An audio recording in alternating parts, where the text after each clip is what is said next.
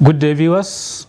Welcome to a new edition of 30 Minutes, the interactive program of Trust Television with me, Manir Dan Ali. Our guest today is the Governor of Adamawa State, Alhaji Ahmadu Umaru Fintiri. Your Excellency, welcome to the program. It's auspicious that you are coming shortly after the Supreme Court has just affirmed your election. How does it feel to hear this affirmation from the highest court in the land? Thank you, Manir Ali. It's also a privilege having you interview me today. To me, it's a privilege. I've been longing to also meet you and have an interview with you. That the privilege has been thrown upon me today. I'm happy. I'm giving trust to God, especially again that is a double-fold victory for me, having you on interview and having also won my case at the Supreme Court against the opposition APC, which has further reaffirmed my tenure for the next 4 years, further also consolidating on what Adamawa people have elected on the 28th of April last year. I believe you must have been thinking about it even before the judges did deliver the judgment. You must have been thinking that if God grants me this, I will do X, Y, Z. What is it that Adamawa people should expect from you? Because it's like you have seen the possibility of not being the governor and then you've now been affirmed. So probably you have some great plans for the state. I don't think I've missed any gap since I was sworn in last year. I've been focused. I know that I wasn't, within me I wasn't distracted because it is just the oppositions that were deceived by an act of criminality. So since then I have been doing what is expected of me. I came prepared with my programs, which have been availing them to the good people of my state. Ensuring that we bring the kind of development, both capital and human, that will take my people and the state to a greater height. So I have never been distracted to think one day that I am not the governor. Do I assume that this, your program of mega schools in the education sector, is probably one of your signature projects? You know, but people are skeptical that this is just big ticket contract kind of project. Instead of improving the lots of the teachers, instead of improving the quality, because we've had states, and probably even in Adamawa is the case, where teachers are really not supposed to be teaching. I mean, they are too poor. Their standard is too poor. So shouldn't you start with the standard, with the human element, before you get to the big contract awarding mega schools? Really, when we came, we were confronted with a big challenge in 2019. UNICEF have categorized Adamawa as having one of the states that have over 500,000 children out of school. And that beats my imagination as a leader to say, wow, how could Adamawa, that could be in the forefront of education, be having 500 of our young children out of school. And I quickly settled down and start putting programs and policies that will ensure that we take this chunk of children out of the street and bring them back to the classroom. And we started by turning things around, ensuring that we recruit good teachers, we train and retrain our teachers, we build and rehabilitate our classrooms, and we equally supply teaching and materials to our school, which was hitherto not been there, and probably that will have been one of the reasons that have sent these children out of school. And another thing that we added to it was to also bring things that will entice these young people and also take the burden out of their parents by ensuring that we give them quality free feeding and also make the education free for the parents. So the combination of all these have really positioned Adamawa in the last 4 years and have taken majority of these school children out of street. So the mega schools are just part of a package there. Yeah, as I'm talking to you, we have less than 100,000 students who are out of school. But I also, through the policy, realized that most of these schools have been schools that were established 20, 40 years ago. And the population is growing. The society is expanding. So there will not be enough to take these children completely into their existing classroom. So there is need for us to start expanding infrastructure and building more schools so that we can be having enough space for our young ones to be taken back to the classroom. Having now renovated and rebuilt the old ones. And in doing that, we're able to assess through our partnership with UBEP at the national level. Within the last 4 years, I was able to assess about 6 trenches of the counterpart funding from UBEP. So that has allowed us to build and rehabilitate over 5,000 classrooms across the state in the 226 wards. Does the plan stop at primary and secondary school education, or is there something at the tertiary level? Yeah, really, this is at the primary level, but we're all around. So after we have done the wonderful job within the last 4 years, so I now, in the progressive manner of expanding with our programs, like I said, so we thought we should be building more of these schools.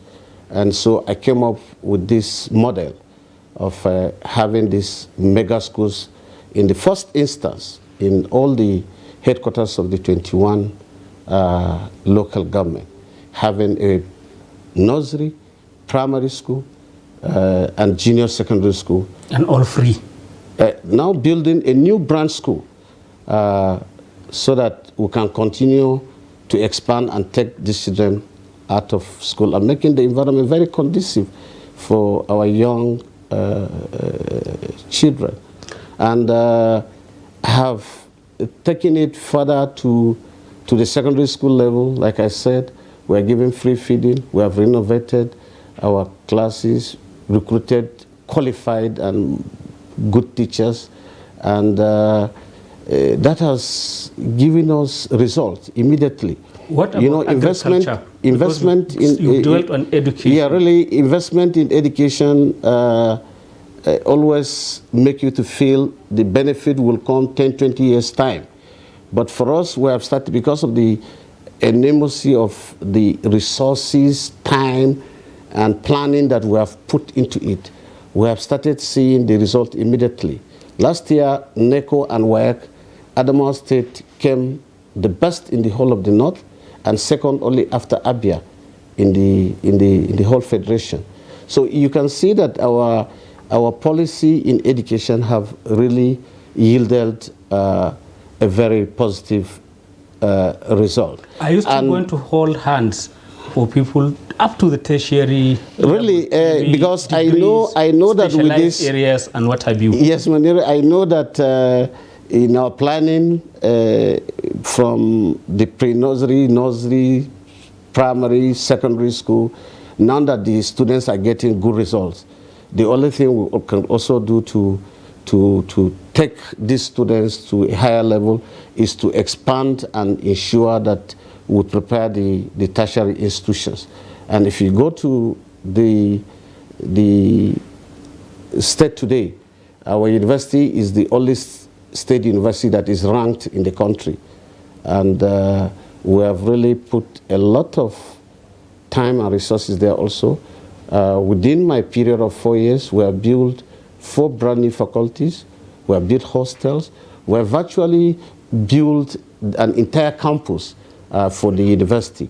And now we have started moving to our colleges of agriculture, to our colleges of education and the state polytechnic in the state, to ensure that we really position these institutions to take and observe our students.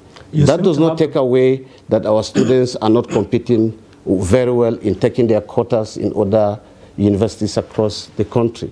And coming back to your second question on agriculture. Yes, on agriculture. I wanted some clarity. Largely, Adamawa and many other Nigerian states are agriculture dominated. What exactly are you doing new, different, and productive in that sector? What I did differently was to introduce an ADASP program in the state. And that has helped not only in farming, but in ensuring that our farmers harvest all the value chain that are therein in agriculture, from the farming to the processing, to harvest and processing. And we have opened a lot of market for them. And this has also opened a gateway for us to have our own way of, in a way, like having an oil boom in the state, because that has helped in raising the IGR of the state, and which is one of the key areas that any serious government should focus on, ensuring that for us to keep expanding these infrastructures and development and human development in the state, we have to expand on raising our IGR, not depending only on the fact or resources that only comes from the federal government. How dramatic is the rise of the IGR, the internally generated revenue? Yes, when I came, it was less than one billion, less than 300 million, and today we are collecting far above 1 billion, between 1 billion and 1.5 billion, and we are progressing, and it will keep increasing as we keep expanding on our policies. Also, not squeezing the taxpayers. I will have said Adamawa is not ranked highly in terms of the poverty level. I mean, it isn't one of the rich states. We are not. So I wonder whether this taxation is not also squeezing the life. We are not one of the richest, but in terms of development, we are catching up with the developed states in the country. And I want to ensure by end of 8 years, if we are not one of the 2 best, we should be ranked among the 5 best states in the country in terms of turnaround development in our state. And we have also ensured that we made Adamawa cattle as Adamawa as one of the hubs for hubs of cattle in the country. Right. Yes, because there's been so much talk about this ranching on the ground. At one time, since Ahmadu Ogbe was minister, there was talk of importing grass from Brazil and other places. I'm yet to see where any of that grass is planted or cows are grazing. I think what we are doing in Adamawa, we are not forcing the grazing on our people, because we have vast expanse of land that could take the grazing and also the farming population of our state. You don't have the cattle, farmer-herder clashes. So what we are doing in the state is to formalize the market and incentivize the business. That is actually what we are doing, building the markets and ensuring that we empower the business cattle men and women in the state. So no plan to develop formal ranching like the one owned by your predecessor? No, we are getting there, because, like I said, they are in phases. Now we are formalizing the market. We are expanding and building the market. Before we came, we scientifically took a census that from Mubi cattle market alone, yearly 29 million cows moves from Adamawa to Lagos market alone. And on that, Lagos state government makes 29 billion naira. Because on each head of cows that is slaughtered in Lagos, you pay 10,000. So if you multiply that by 29 million heads of cows that leaves movie market alone to Lagos, not to other parts of the country, and not from other markets within the state. So you can see the enormous business that is leaving Adamawa to other parts of the state. So what we are trying to do here is to ensure that we create a good market within the state, and we have started talking with businessmen that are coming to establish motorized abattoirs, so that from there they will process the meat and take it to the markets within Nigeria and outside the country. I will want to take you up on that when we come back from this short break. Okay, thank you. We are going on a short break now, and we'll resume shortly thereafter. Welcome back. If you've just joined us, it is 30 Minutes, the interactive program of Trust Television, and our guest today is the Governor of Adamawa State, Alhaji Ahmadu Umaru Fintiri.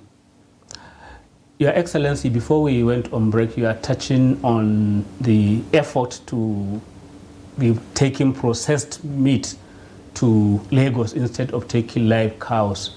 Are you drawing any lesson from what happened in the 70s? I remember the late former Federal Permanent Secretary from Yola established the Adamawa Meat Factory, but I mean, it wasn't alive when he died some years back. Are you drawing any lesson as to what went wrong? Why is it that we can't maintain those kind of ventures for a long time? I think a lot of lessons have been learned from that, and that has also informed our decision of ensuring that we bring modern techniques into the whole thing. And like I was saying also before we went on break, I was trying to link up how we are formalizing the market and now moving to the processing industry of the market. So in between, we'll not be forcing our farmers to go into ranching on their own. For them to feed these abattoirs with good cows, they have to now be ranching and be fattening their cows so that they can make more money. So you see, seamlessly, you have created a business and a relationship between the government, the business community, and the farmers without forcing anything on anybody, because whatever they are doing is to everyone's benefit. So this is what we're able to do. Have you factored insecurity, because it's a big issue all over the country? Yeah, really. In Yola itself, there are the Enshila boys who've been there for a long time. Yes. We've been battling with them, but still people are concerned every time the sun sets. Yeah, really, that was a concern actually when we came in. On the street, randomly, you cannot move. Women cannot move with their bags. You can't go to the market because the miscreants have taken over the city. But I think with our effort in fighting security in collaboration with the security agencies, we're able to control and eliminate that, if not completely, but it doesn't exist much again on the street. Just like any city in the world that you can't say criminality is zero. So also today I can rate the activities of Sheila boys, kidnapping and banditry as a big criminality, very at a minimal scale today in the state, because we have put a lot of effort. Is kidnapping not an issue now? In the state, not really, because in the last 2 months, reports from security agencies and the community is less than 20, which to me, compared to what was happening before now, is the number has gone down drastically. And we are still doing a lot. We are still putting a lot of effort. We are not sleeping. I will not sleep until we ensure that the society is sleeping and there is zero criminal rate in the state. And that is doable. Before you became governor, you were speaker of the state legislature. Yes. What's your relationship with the legislature, especially this talk about autonomy? Is it skin deep? Are you serious about it? Can maybe the state legislatures challenge you the way national legislatures challenge the president and still sleep in their houses? Of course, even with the autonomy, I'm one speaker during my time that I've been fighting for the autonomy. I'm one state that voted in the constitutional amendment for us to have autonomy, and it didn't come until when I was governor. So I graciously accepted that when it came, and I implemented it from the day the president signed the law into, the constitution. And I have been implementing that. The state assembly have been on their own. They have been vibrant. They are training and retraining so that they will even help us make our job easier. So you are not trying to influence who becomes speaker, who becomes chair? Because that's what usually happens with I was elected to occupy one office. That is another arm of government that has 25 members from 25 different constituencies. And this time around, they came from 2 political parties. So if I can influence, assuming those from my party, how will I have influenced those from the other party? So on their own, they unanimously elected one of them, and who today is steering the assembly very well. They are passing very good laws. They are, irrespective of the fact that we are different arms of government, but that does not take away that we are not all working for the interest of the state. So we are working in some days good collaboration, and we are working independently. Everybody knows his limits. You spoke of the party being from different parties, members of the State Assembly. Yeah. Your party, the PDP, seems to be in disarray. You've been like stuck in one place. You have an acting national chairman. Where? Members of your party, I'm talking nationally, members of your party are working at cross variance. You have Wike, who is still in the PDP, taking up post in an APC government. You have Mike Inde, who recently was talking very harshly about your presidential candidate. I know you are still with Atiku, but when are you going to fix the PDP? The PDP is waxing very well, as far as I'm concerned, from party politics. In terms of crisis, you mean? We don't have crisis. The chairman is out because he had crisis with his ward, who removed him as a member of the party, and which also affected his position. But that our constitution was very robust enough to have created a fielding gap, and which the deputy national chairman not has fielded, and he has been doing very well. So you're going to leave him there forever? If the need arises, because the man is versatile, he is very good, he understands party politics, he has been turning things around, he has kept the party together, he has been building unity, he is rebuilding the party, and which, if you see today, there is no party like PDP. But you have a Wike, a member of your party, if you will working against your party, who is taken up a position in the opposition party. If you will even make a comment, I think you should be commending the leadership of Ambassador Ilya Damagun as one of the best I can rate so far. So in terms of handling our party affairs. And if you are talking about Wike in PDP taking an appointment with APC government, I think it has not started with Wike. This started since the coming of this democracy in 1999. A lot of ANPP, CPC members in the past have taken appointment in the government that invited them to come and serve, because I think at the moment we're not talking about election, we are talking about governance and national unity. And I think that is what has informed Wike to accept the position which today he is occupying. And the man have never said that he has jettisoned PDP. He is still a member of PDP. Because he wants to control the state where he left. He doesn't want to control anything, because his community have asked him to go and accept the appointment. He has He has an endorsement from his ward, from his local government, from his state that have asked him to go and accept that position. And these members are still in PDP, and he is still in PDP, and he's still working in the interest of PDP. He has said it time without number that he is only serving in the national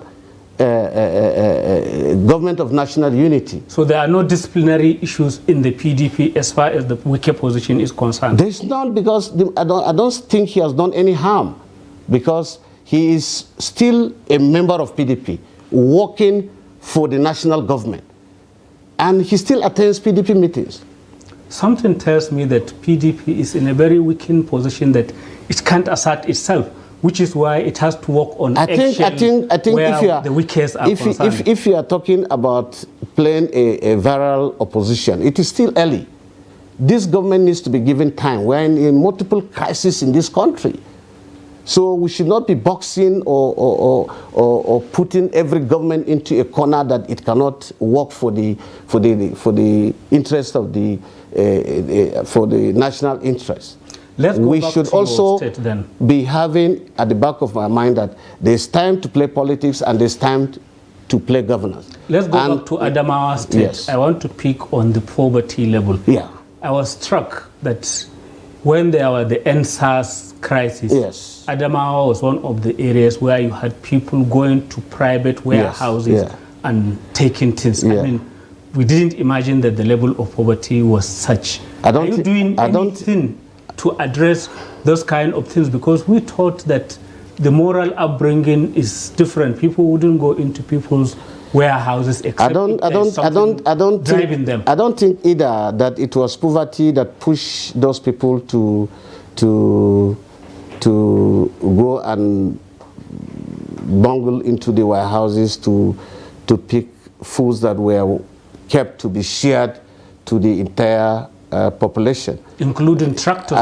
I think it was pushed by the opposition, because they were just sent out of government and they were still in that bewilderness. So they thought the only way they can also touch on the government was to push out some of the criminals whom we are fighting, and we have fought them to a minimal level today in the state, to go and carry out that act.